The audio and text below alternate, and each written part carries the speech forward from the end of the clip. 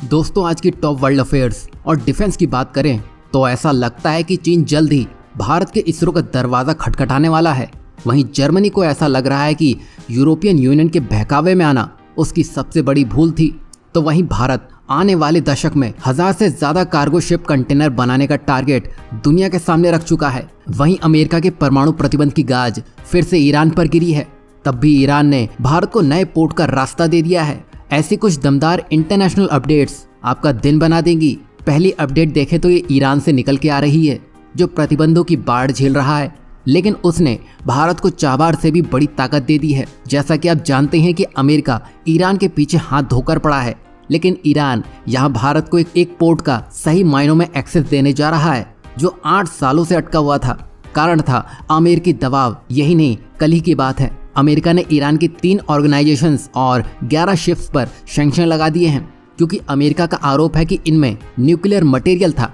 मतलब आप सोचिए, अभी तक अमेरिका ईरान का यही चल रहा है, लेकिन अमेरिका कुछ भी कर ले, यहाँ ईरान ने भारत के लिए बड़ा रास्ता बनाकर दे दिया है। दरअसल भारत और ईरान चाबार बंदरगाह और जहेदान शहर के बीच एक नए रेल लिंक रूट के डेवलपमेंट में तेजी लाने के लिए प्लानिंग कर रहे हैं। और ये अमेरिका के मुंह में करारा तमाचा इसलिए भी है क्योंकि अमेरिका की वजह से ये प्रोजेक्ट, जिसका 2016 में ही मेमोरेंडम ऑफ अंडरस्टैंडिंग यानी कि MOU भी साइन हो चुका था, लेकिन ये प्रोजेक्ट आगे नहीं बढ़ पाया। यही नहीं, ये प्रोजेक्ट भारत को अफगानिस्तान तक तेज पहुंच प्रदान करेगा, क्योंकि ये अफगानिस्तान के बेहद पास है। और जहेदान शहर तक पहुंच सही मायनों में भारत को चाबार पोर्ट का एक्सेस देनी मानी जाएगी। इसे आप ऐसे भी समझ सकते हैं कि इससे अब जाकर चाबार बंदरगाह को सही मायनों में अहमियत मिलेगी, जो international north south transport corridor यानी कि INSTC का मुख्य रास्ता बन सकता है। और अमेरिका उसी को पूरा नहीं होने दे रहा था, लेकिन अब यहाँ भारत रेल लाइन बनाने की तरफ तेजी से बढ़ चुका है।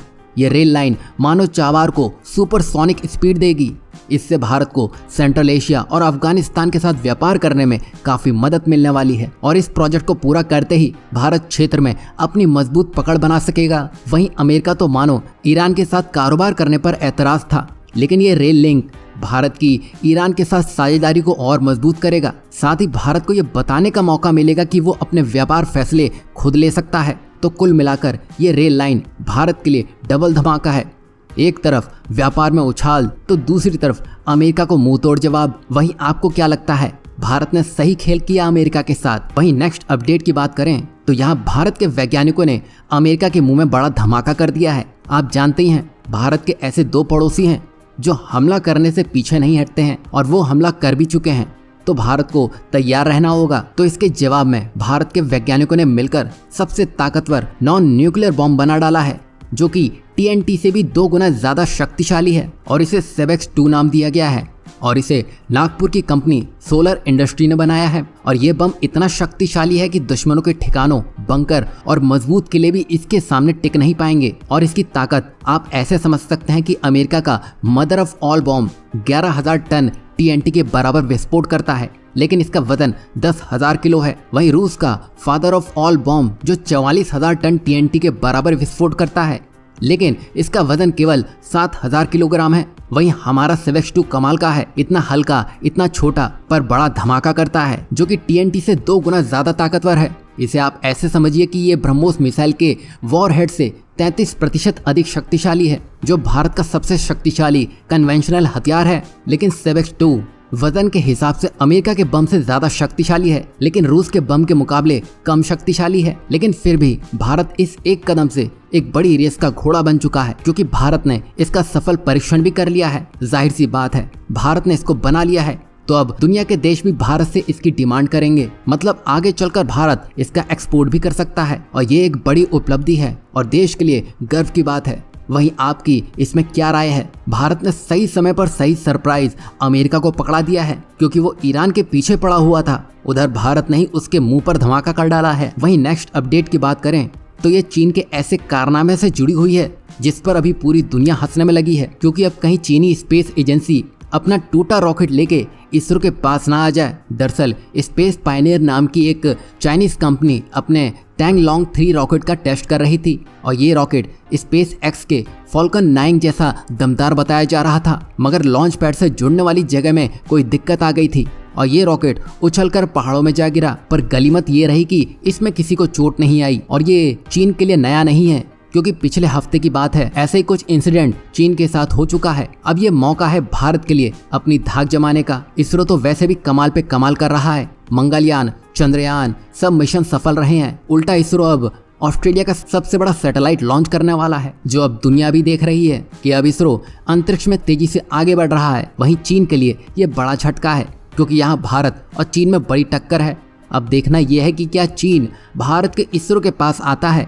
वैसे इसकी गुंजाइश कम है, क्योंकि चीन अपने दम पर ही सब कुछ करने पर यकीन रखता है, लेकिन पिछले 10 दिनों में वो ऐसे 2 रॉकेट फोड़ चुका है। अब इससे ये तो तय है कि अंतरिक्ष की रेस अब और मजेदार हो गई है। भारत इस मौके का फायदा उठाएगा। वैसे आपको क्या लगता है चीन के इस दिवाली के रॉकेट के बारे में? आखिर ये फुस क्यों हो गया? वहीं नेक्स्ट अपडेट की बात करें तो ये जर्मनी से निकल के आ रही है, जिसमें जर्मनी को देखकर ये लगता है कि वो यूरोपियन यूनियन से हटकर भारत में बड़ी प्लानिंग के साथ आगे बढ़ चला है। जर्मनी भारत पर दांव लगाने जा रहा है, और वो भी पूरे जोश के साथ। और आखिर ऐसा क्यों?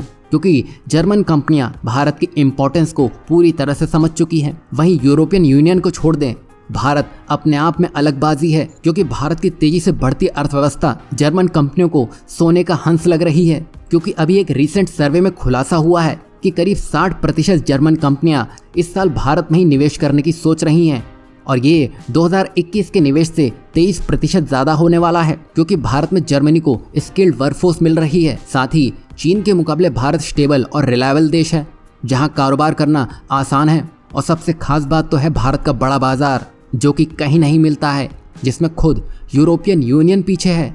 सिर्फ इतना ही नहीं, 2029 तक जर्मन कंपनियां भारत को न सिर्फ अपने प्रोडक्शन के लिए हब बनाना चाहती है, बल्कि पूरे एशिया के लिए एक इम्पॉर्टेंट ट्रेड सेंटर के रूप में भी देखना चाह रही हैं।